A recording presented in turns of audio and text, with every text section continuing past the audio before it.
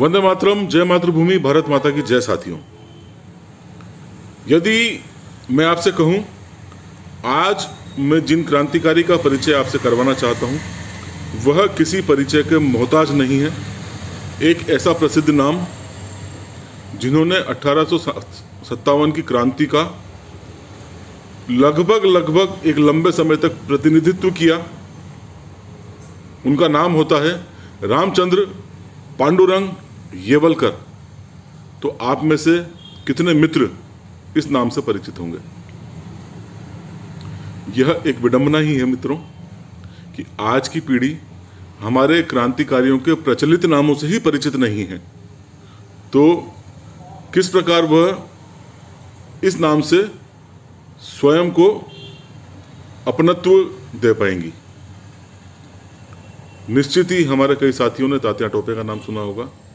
जी हाँ, तात्या टोपे का नाम ही रामचंद्र पांडुरंग येवलकर है, जिनका जन्म 6 जनवरी सन 1814 को महाराष्ट्र के नासिक जिले के येवला नामक ग्राम में हुआ, एक ब्राह्मण परिवार में।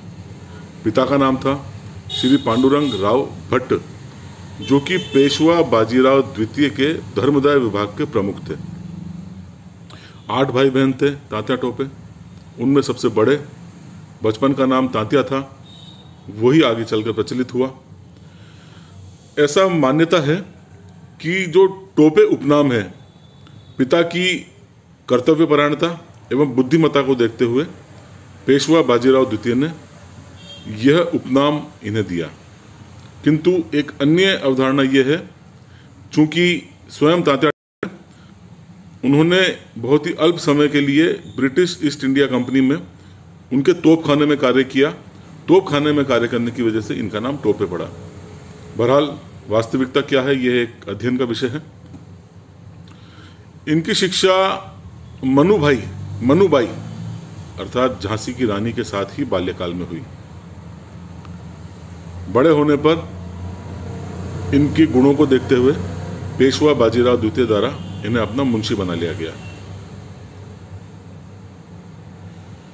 एक बहुमुखी प्रतिभा, प्रत्येक कार्य में दक्ष, यहां तक कि एक सैनिक एवं सेनापति के रूप में भी इनमें असंख्य गुणों का समावेश था। अब समय आ चला था सन 1857 का, उस महत्वपूर्ण क्रांति का जिसके लिए तात्या टोपे को याद किया जाता है। उस दौर की परिस्थितियां, पेशवा बाजीराव द्वितीय का निधन हो चुका था। उनके स्थान पर उनके दत्तक पुत्र नाना साहब, जिनके नाम से निश्चित ही आप परिचित हैं, उन्हें जनता द्वारा अपना पेशवा घोषित कर दिया गया। 1857 की लड़ाई की संपूर्ण बागडोर जनता द्वारा नाना साहब को दे दी गई और नाना साहब द्वारा यह महत्वपूर्ण दायित्व तात्या टोपे को दिया गया। अर्थात 1857 की क्रांति तात्या टोपे एवं नाना साहब द्वारा एक प्रकार से मिलकर लड़ी गई। अब 1857 की क्रांति में तात्या टोपे द्वारा जो महत्वपूर्ण सफलता प्राप्त की गई, हालांकि यह पूर्ण रूप से सफलता नहीं थी, 20,000 सैनिकों के साथ मिलकर अंग्रेजों को कानपुर छोड़ने के लिए बाध्य कर दिया गया तात्या टोपे के नेतृत्व में। यहां तक कि कालपी युद्ध में झांसी की रानी की मदद की इन्होंने। नवंबर 1857 ग्वालियर में तात्या टोपे द्वारा विद्रोही सेना को एकत्रित किया गया, उन्हें संगठित किया गया एवं एक बड़े लक्ष्य के लिए तैयारी प्रारंभ कर दी, अर्थात कानपुर जीतने का प्रयास। कानपुर एक महत्वपूर्ण गढ़ था 1857 की लड़ाई में अंग्रेजों का। हालांकि पूर्व ग्वालियर के सरदार दुष्ट मान सिंह ने मुखबिरी की एवं आगामी रणनीतियों से अंग्रेजों को पहले ही वाकिफ करवा दिया, सिर्फ कुछ जागीर के लालच में। अतः यह अभियान सफल नहीं हो पाया। किंतु निश्चित रूप से एक वृहद अभियान ने अंग्रेजों को चिंता में तो डाल ही दिया कि तात्या टोपे से आगामी समय में भी बहुत बड़ी चुनौती मिल सकती है। एवं इन्हीं परिस्थितियों में अंग्रेजों द्वारा ग्वालियर पर पुनः कब्जा स्थापित कर लिया गया। लेकिन कहा जाता है जितनी भी लड़ाइयाँ तात्या टोपे एवं नाना साहब ने मिलकर लड़ी, अर्थात नाना साहब ने जितनी भी लड़ाइयाँ तात्या टोपे के विश्वास में रखकर लड़ी, एक भी लड़ाई में उन्हें परास्त नहीं मिली, शिकस्त नहीं मिली। अब परिस्थितियां बदल चुकी थी, तो तात्या टोपे ने महत्वपूर्ण रूप से गोरिल्ला युद्ध के माध्यम से अंग्रेजों का सामना करने की रणनीति तैयार की।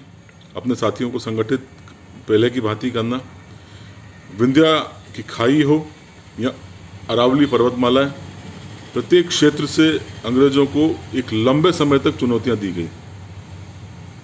काफ़ी लंबे समय तक युद्ध लड़ा गया। कहा जाता है कि 1857 के दौर में जब महत्वपूर्ण जितने भी योद्धा थे जो वीर गति को प्राप्त कर चुके थे, झांसी की रानी, बहादुर शाह जफर, नाना साहब, तात्या टोपे द्वारा 1857 की क्रांति का नेतृत्व अपने हाथों में लेकर एक लंबे समय तक इस क्रांति को जारी रखा गया।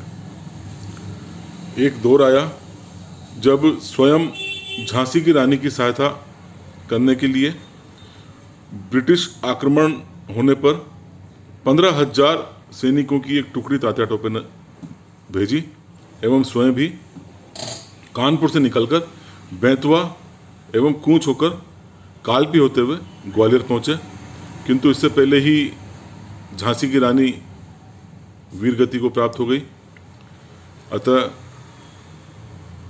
कुछ स्थिरता आती, कुछ तात्या टोपे की सहायता मिल पाती, उससे पहले ही युद्ध का परिणाम बदल चुका था। झांसी की रानी वीर गति को प्राप्त हो चुकी थी।